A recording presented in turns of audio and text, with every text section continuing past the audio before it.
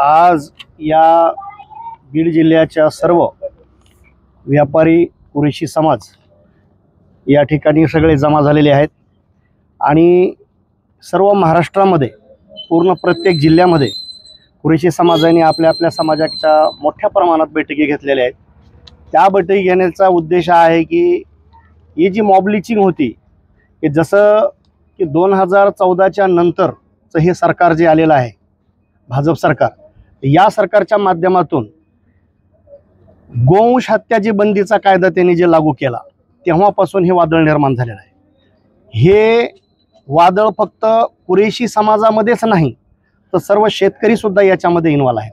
कारण का हा जो व्यवसाय आहे कुरेशी समाज व शेतकरी यांचा जो हा व्यवसाय आहे हे पारंपरिक आहे साहेब, त्या आजपासूनचा नाही आहे। शेतकऱ्याची आणि कुरेशी समाजाची ही नाळ जोडलेली आहे आणि शेतकरी ज्यावेळेस हा जनावर सांभाळतो तो जनावर ज्यावेळेस भाकड होतं जनावर तर त्याच्याकडे कुठलाही पर्याय शेतकऱ्याकडे नसतो, तो जनावर त्या व्यापाऱ्याला विकला जातो।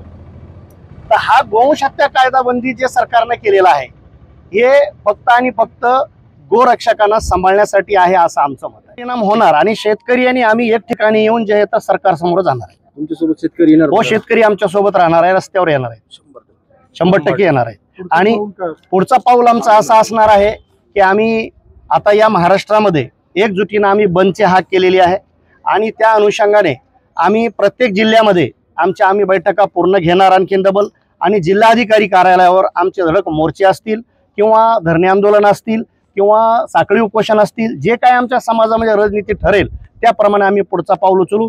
तेवढंच नव्हे तर आम्ही यानंतर महाराष्ट्र सरकारकडे सुद्धा आम्ही धडक मोर्चा घेऊन जाण्याची तयारी आहे। महाराष्ट्रात अनेक ठिकाणी आता एक्सपोर्टचे गोडाऊन आहेत ते सुद्धा बंद पाडणार आहे। मी काय म्हणतो की महाराष्ट्रामध्ये एक्सपोर्टचे जे गोडाऊन आहेत लक्षात घ्या, अल कबीर एक्सपोर्ट प्रायव्हेट लिमिटेड जे आहे, अल कबीर नाव आहे मुस्लिमचं, चालवतोय कोण, त्याचे ऑनर कोण आहेत, सतीश ॲडव्होकेट अतुल सबरवाल, बरोबर आहे। त्याच्यानंतर दुसरी कंपनी आहे आरबीएन अक्स एक्सपोर्ट प्रायव्हेट लिमिटेड, त्याचा मालक कोण आहे, सुनील कपूर, ते चालवते। त्याच्यानंतर MKR खान प्रोजन फूड एक्सपोर्ट हे कंपनी प्रायव्हेट लिमिटेड आहे, ते कोण चालवते, मदन अबोट।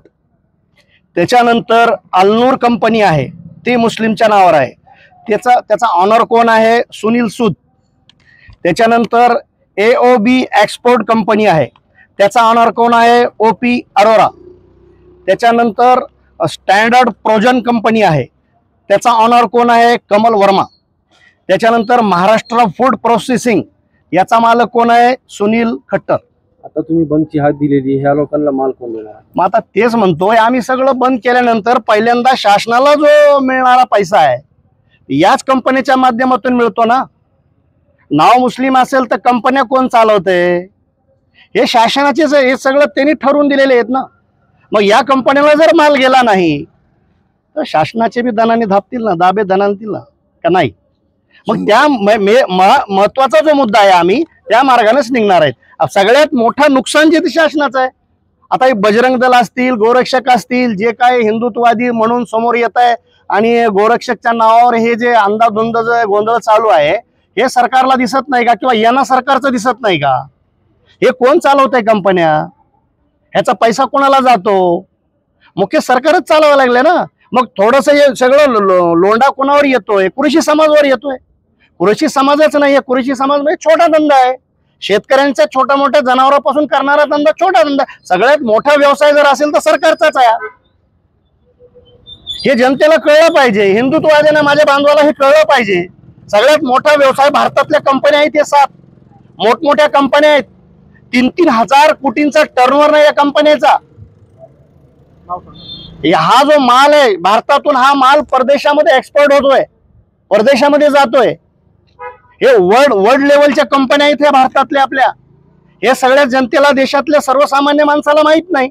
उठलं की सोडलं कुरेशी समाज, कुरेशी समाज, कुरेशी समाज, आणि कुरेशी समाज एकदा हाच व्यवसाय करत नाही। या बाजारून त्या बाजारला माल नेणारा कोणता समाज आहे, शेतकरी आणि कुरेशी दोघांचा माल नेतात जनावराला बाजारला, वाहतूक कोणाची होती, दोघांची। उठले की सुटले हे बजरंग दलवाले जनावरांची अडवणूक करतात, त्यांची लूटमार करतात, मॉब लिंचिंग होते, पोलीस त्यांना मदत करते, गोशाळेमध्ये नेतात, गोशाळेतून पुन्हा त्या याच्या गोरक्षकांनी पुन्हा बाजारात आणतात, पुन्हा बाजारात विकतात. हा एवढा मोठा फ्रॉड व्यवसाय शासनाच्या निदर्शनास आहे. अशा असताना जर शासन जर त्याच्याकडे लक्ष देत नसेल तर फार दुर्दैवी गोष्ट आहे. आपलं नाव?